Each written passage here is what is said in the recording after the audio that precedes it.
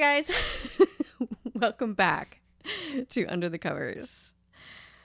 I am Jett, and this is your other host, Nick. Hello. I'm wearing prescription glasses for the first time on this show. So cute. Yeah, get used to it, guys, because my vision at the middle distance is degrading quickly. I'll probably show up with them next. Probably, yeah. So our podcast is where we pick one of our favorite songs, talk about how it influenced our lives, and then play it live with Nick on guitar and me on vocals. To financially support this show and get bonus footage, blooper reels, reaction videos, log on to patreon.com/UTC Music Podcast. $10 a month gets you a bunch of those bonus features. Give it to us, please. Let me tell you, there's some blooper reels. Daddy needs a new tripod. Hey. So it's Nick's turn on this episode, and this is 20. Ooh. By the way. Ooh. Do you remember where we were when we filmed episode 10? No. We were in St. Augustine. Remember that? That's right. Yes, I do. Yeah. Yes, I do. Yeah. And we did, I don't want to, burn the song in case anybody hasn't watched it, but we did a song that took like 17 takes to do it. It was so tough. And it wasn't a tough song. It was deceptively difficult. Yeah. That was rigid. Yeah, we were in St. Augustine. That was almost 6 months ago. I guess it was 5 months ago. I know. Yeah, that's awesome. We have to go back. Well, yeah, we definitely need to go back to St. Augustine. Yeah. I feel like that, like, musically, I think a lot of things happened in that trip that were sort of a turning point of, all of our musical stuff. Like the podcast adjusted and grew a little bit after that. Musically, we started doing some different stuff after that. Like, that was a good trip. That opened up a lot for me. It feels like for you as well. Oh yeah, especially to be in a different environment. It's very you're out of your element. So, and not that you have to like make things different, but it's just you're just inspired by a different surroundings. So yeah, it's kind of fun. Yeah, super fun. I made you a poster that was all of the places we visited while we were in St. Augustine for 3 days. It was awesome. It's all jammed together. It was awesome. I still need to put that in a frame. I think in order. I'm sure. Because that's how. Because I'm a nerd. I love it. I love it. Yeah, that was a really great trip. Yeah. So for episode 20, Nick chose a song. I did. Yep. And how does this song make you feel? When we were rehearsing this last weekend, I remember you looked over it. You were like, "Are you gonna make it through this song?" And I was like, at the time, I was like, "No, I think I'm just gonna have to put a hat on and just play it face down, and you can't see my face." And it was just get through it, just bawling. But I'm not because I think it's a sad song. I don't think it is a sad song. No, but it is one of the greatest love songs. Oh, it's wonderful. And you sing it wonderfully. Like I mean, there's a lot of stuff that I like it, and then I hear you sing it. I'm like, oh, yeah. Really? Wow. Yeah. Huh. Yeah. But I also think, like, yes, it's a great love song, but I would argue that this is probably one of the best rock songs written and performed in the last 30 years, 40 years, maybe. Okay. 30, definitely. Wow. Yeah. And that's matching up to your metal roots. Yeah. Yeah. No, it's when I think about this song, I kind of think of like, that's the perfect rock song. It's the perfect rock song. Kind of is. Yeah, it really is. And I'm sure, people's tastes are different. And, sure. Depending on what you're looking at of like, well, the drums are better in this, or this has a different, so like, I just mean the overall composition of the song and what it says and how it's played and the elements of it, to me, is the best. It's the best. I feel like calling it a love song is almost degrading in a way because it's so Well, it doesn't play like a love song. No. No, because the ramp up in the beginning is so like, it's so like soul stilling. Like it's when like two people meet, and it's maybe like, I'd say it kind of compresses like the first 4 months of a relationship where you're just like so into that person. And it's just this like, it just does this thing where it's a high vibe but a low frequency, and it just kind of, it rumbles your heart, and you're just like so all about that person. It's like a vibration. And then the last half of the song is just like, yes, I'm so into you. I don't know. I mean, does that make sense? It does. A spoiler alert, 2 years in. Still super into you as well. Me too. Yeah. Sorry to get sappy for everybody else, but yeah, it's I like the way that you describe that, of like high frequency, low frequency. It's just, it's something that but the song makes you feel it. There are so many stories and interviews that I've heard with people. Like I've read an interview with like Liv Tyler that she was like, oh yeah, I was at their show and they started playing the song, and she was like, just total mess. I love her. I love her for that. Man, if Lady Arwen is bawling her eyes out, this must be pretty good. Yeah, absolutely. When did you first hear this song?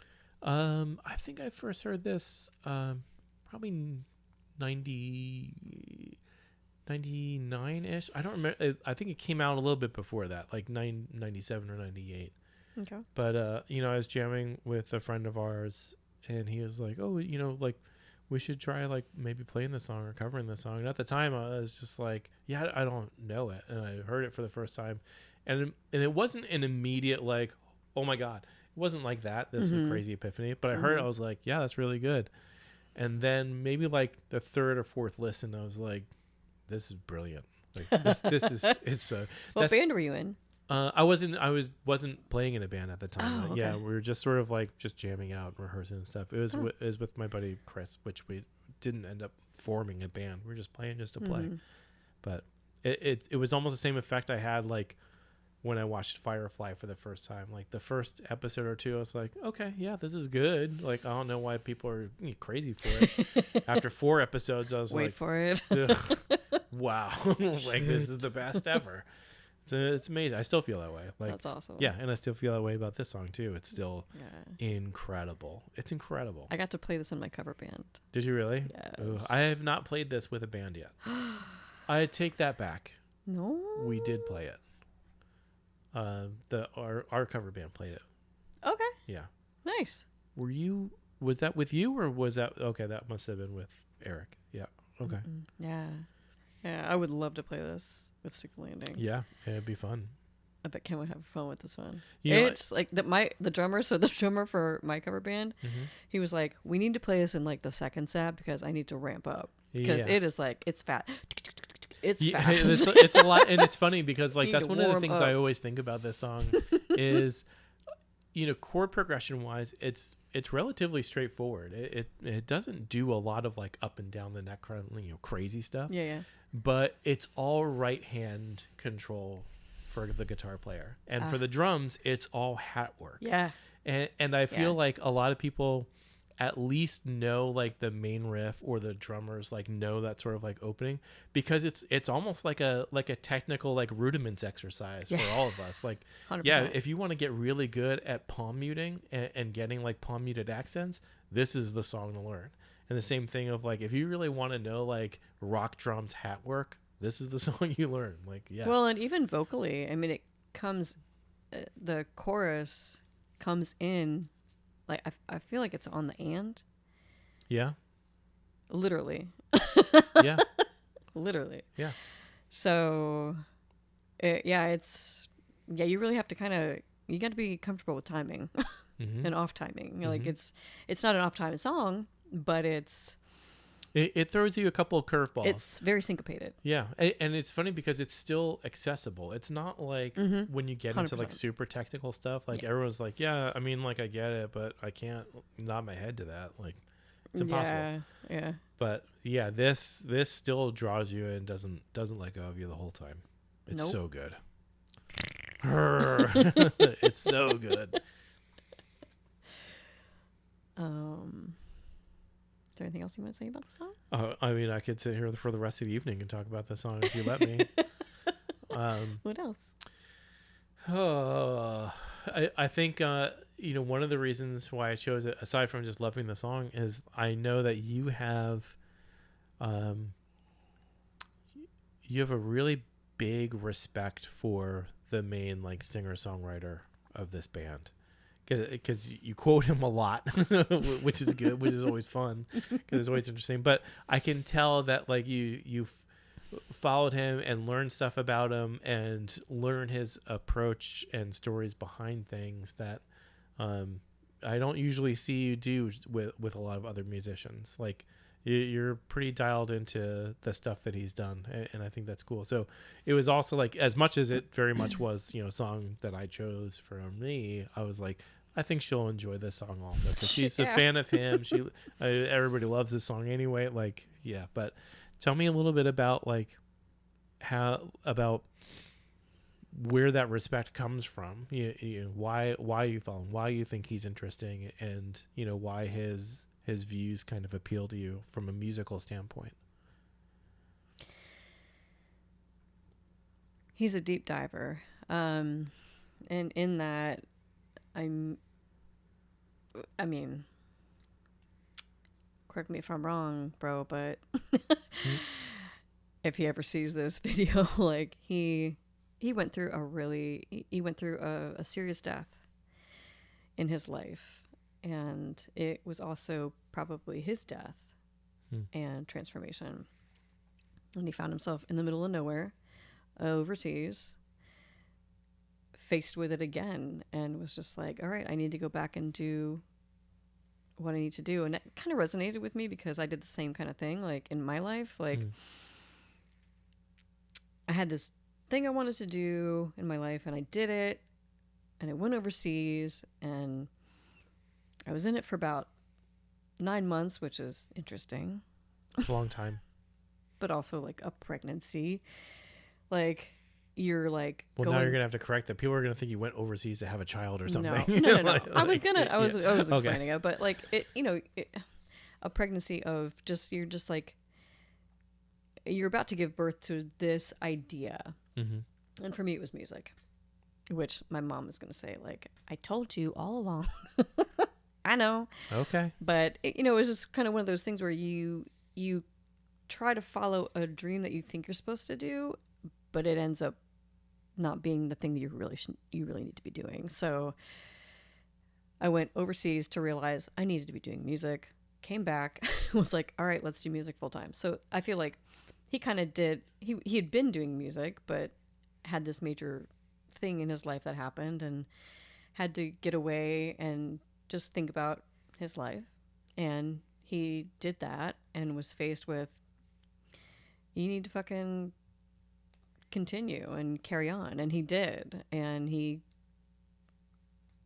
made this incredible new life for himself. And in that, he did a bunch of other awesome projects. And he is the reason I know what a Neve board is. Yeah. And that, if no one else knows about that, it's like one of the coolest analog mixing boards that you can ever work with. And it is the reason, I think, why they sounded so good and why other bands went to Seattle. Like a lot of bands that came out of Seattle recorded in a studio where there was a Neve board. And it's such a warm, beautiful, round sound that like, everybody just gets the best out of it. And I think that was like, it was really cool. I think it was Motion. No, it was something. I forget. I forget what the name is. Anyway, the DVD was great. But that was one of the things that I loved about him deep diving into that, was because I found out so much about it. And now the studio that we're practicing in, Bass Sound on 17th, where they do a bunch of recordings, and that studio has been in production since the 70s. Oh yeah, Used to be called Telstar. Telstar. Yeah. Telstar. Telstar. Mm-hmm. It was built by the Allman Brothers. Yeah. Mm-hmm. So it's got a long history in this town too, and now they're getting a new board. Mm-hmm. And it's been in the works for almost a month and a half now. Did you see it the other day? No. Oh yeah, it's in there. It's in there, but they haven't put it in because they. No, it's in. Yeah. Yeah. Oh, cool. It's all set up now. Yeah. Awesome. So yeah. Anyway, so that is how I found out about those kind of really cool production tools, Mm-hmm. and I just really respect him for like deep diving into that and just doing what he's done, because he's cool and he loves his mom. That's true. Yeah, that's he true. brings her to the shows and stuff. So he's just cool. He's just a cool dude. Yeah, I agree with that. And I think aside from, he doesn't strike. I mean, I don't know him obviously, but he doesn't strike me as sort of a rock star kind of person. Nah. He does strike me as a consummate musician. Yeah, he's humble. Yeah. And I love that. Yeah. From it. like all walks. He's not just in this narrow lane. He gathers all of it, which I think is super great. Right. And he even like in his own abilities, he has completely like tagged other people Mm-hmm. for helping him find those rhythms. Sure. And rip them off. Yeah. And he said to their face, "Hey, I ripped you off." Like, yeah. So I'm part thank of that. Yeah. If you don't play music, everything is borrowed. Yeah. It doesn't mean stolen. It just means, everything you do influences someone else, and someone gathers it and rearranges it, and it comes out in a completely different way. Yeah. Or it comes out sometimes just in the same way. You're like, oh, whoops, I guess those are kind of the same. I'm not talking about Vanilla Ice. I'm talking about real, like actual writing musicianship. Yeah. Yeah. Mm-hmm. Yeah. It's interesting. It is. Well, I just bled about that. Yeah, I think it's I think we can give them what this song is. Yeah. You'll see me head down playing. I kept it together. I was not bawling. You did good. I even turned to her like after the first take. I was like, I'm not hey, crying. Like literally, I'm not crying. Mm-hmm. You're like, oh, yeah, that's cool. So from The Color and the Shape. Yes, this is the song Everlong by the Foo Fighters.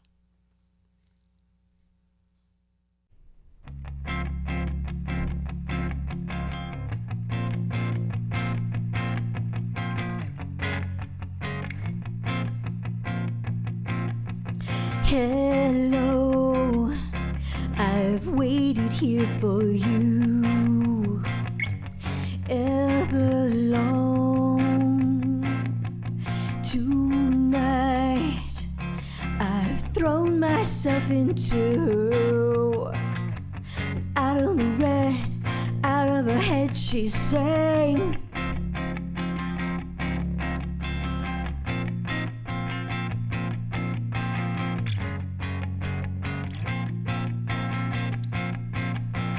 Come down and waste away with me, down with me, slow how you wanted it to be. I'm over my head, out of her head she sang. And I wonder, when I sing along with you, if everything could ever feel this real forever, if anything could ever be this good again. The only thing I'll ever ask of you, you gotta promise not to stop when I say you. When she sang,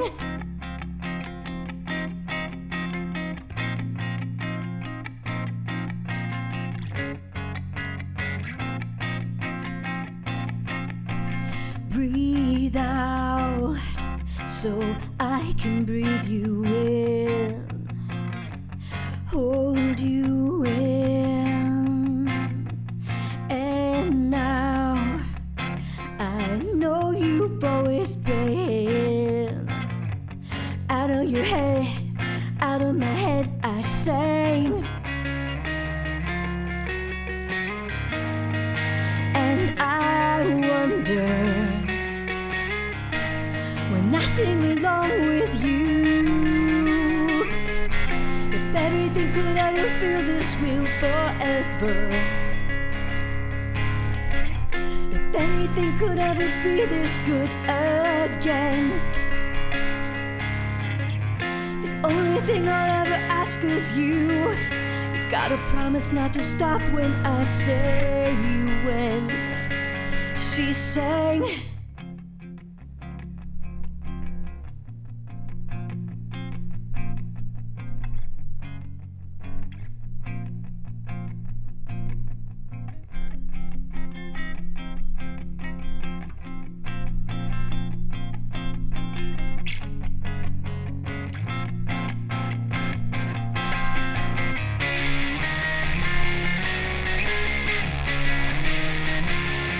And I wonder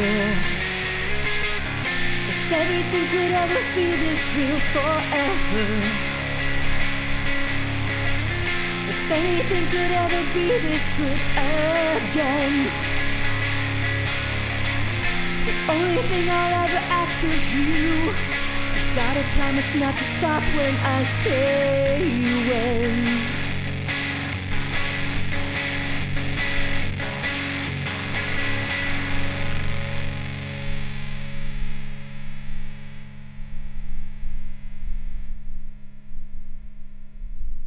Thank you for watching this episode of Under the Covers. Please like, share, subscribe, and don't be afraid to get into our comments. New episodes drop the 1st and 15th of every month, so please keep coming back for more. If you're interested in bonus episodes, blooper reels, what else? Extras. That's pretty broad, extras. Reaction videos. Yeah, we do a lot of those. We have a Patreon channel that has all of those things. It's really great. It's patreon.com/UTC Music Podcast. It's the same place you can find us at Instagram and Facebook. So look for us everywhere, UTC Music Podcast, and thank you for watching. I like stumbling over words.